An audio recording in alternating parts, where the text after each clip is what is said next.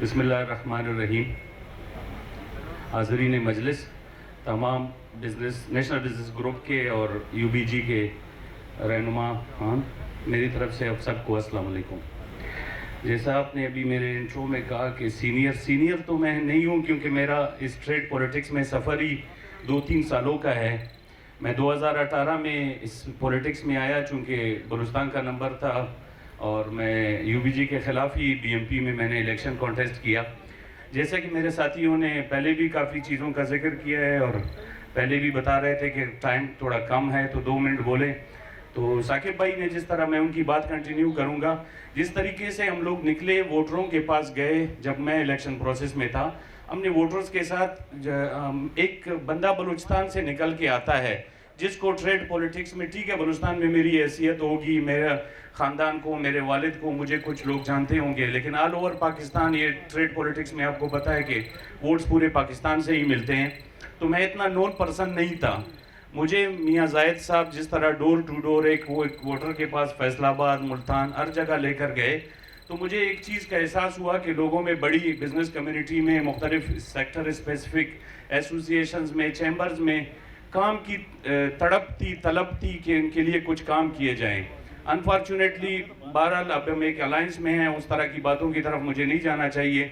پچھلے سالوں میں بھی زیادہ ڈیلیورنس نہیں رہی ہے فیڈریشن کی، اور چونکہ جس پارٹی کی طرف سے میں نے الیکشن کانٹیسٹ کیا، وہ آج میاں صاحب کہیں ایک مثال دے رہے تھے کہ جب آپ کو ایک بند ڈبہ ملتا ہے تو اس وقت تک اس کی حقیقت نہیں معلوم ہوتی ہے جب تک وہ کھلے نہیں. تو ہم یہ 2-3 سال تو بند ڈبہ لے کر پھر رہے تھے بی این پی کا. جب وہ کھلا تو ہمیں اندر پتہ چلا کہ وہ تو خالی ڈبہ ہے، اندر کچھ بھی نہیں ہے. تو اس لیے ہم اس سال اقتدار کو چھوڑ کر باہر نکلے. ہم نے ووٹرز کے ساتھ کمٹمنٹس کی تھی کہ ہم فیڈریشن میں جا کے ریسرچ اینڈ ڈیولپمنٹ کا ڈپارٹمنٹ ایکٹیویٹ کریں گے، تاکہ گورنمنٹ کو جو تجاویز اسلام آباد جائیں ان کے ساتھ ایک جامع رپورٹ لگی ہو، اس پہ ریسرچ ہوا ہو، اس پہ باقاعدہ ایک پی ایچ ڈی بندہ یا ایک ونگ بیٹھا ہو جس کے اوپر ریسرچ کر کے وہ بھیجے، تاکہ وہ ان کی کوئی سنوائی بھی ہو، اس کی کوئی حیثیت بھی ہو.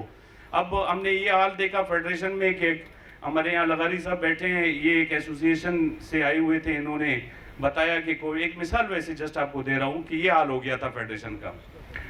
کووڈ کی وجہ سے بہت سارے تمام بزنسز افیکٹ ہوئے. ٹریول اینڈ ٹور، حج عمرہ، یہ بیسک سیکٹرز تھے جن کو بڑا نقصان ہوا. تو یہ آئے کہ جی ہمارے ٹیکسز کے اوپر آپ وزیر اعظم صاحب کو لکھیں کہ ہم نے چونکہ اس 3-4 مہینے میں کچھ کام بھی نہیں کیا ہے تو ہمیں کچھ ٹیکسز کے اوپر ریلیف دیا جائے.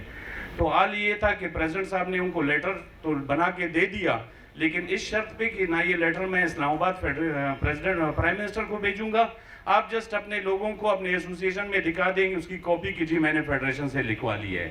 اب آپ مجھے بتائیں کہ اس طریقے سے اگر کام ہوں گے تو کون باضمیر آدمی اپنے ملک. سب سے پہلے میں ایسے منیر صاحب کی تقریریں اکثر فالو کرتا ہوں، وہ ہمیشہ سے ایک پیٹریوٹک ذہن کے انسان ہے اور وہ ہمیشہ کہتے ہیں کہ ملک سب سے پہلے ہے، باقی سب کچھ اس کے بعد ہے.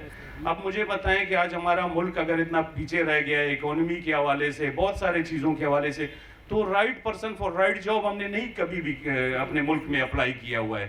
ہم لوگوں کو ان کی بزنسز کے حوالے سے، اس کی شخصیت کے حوالے سے لے آتے ہیں، لیکن اس کے ویژن، اس کے کام کرنے کے طریقے کو ہم نے ہمیشہ سے اگنور کر کے رکھا ہوا ہے.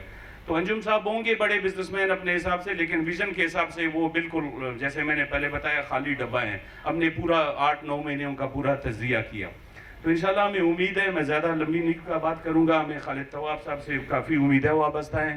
اور ہم جس ویژن کے ساتھ، جیسے ثاقب بھائی نے بتایا کہ ہماری کچھ کمٹمنٹس ہیں جو کہ پرسنل نہیں ہیں، جو صرف بزنس کمیونٹی، پاکستان کی بزنس کمیونٹی کے مسائل کو لے کر کے فیڈریشن کے وقار کو بلند کرنے کے اوپر کمٹمنٹس ہوئی ہیں. ہم انشاءاللہ امید کرتے ہیں کہ یہ الائنس انشاءاللہ آگے سالوں میں بھی چلے گا. اور یہ آنے والا سال، بیسکلی میں پولیٹیکل لوگوں سے بات کرتا ہوں، میں نے کہا تم لوگوں کا تو بڑا اچھا ہے، 5 سال بعد پیشی ہوتی ہے.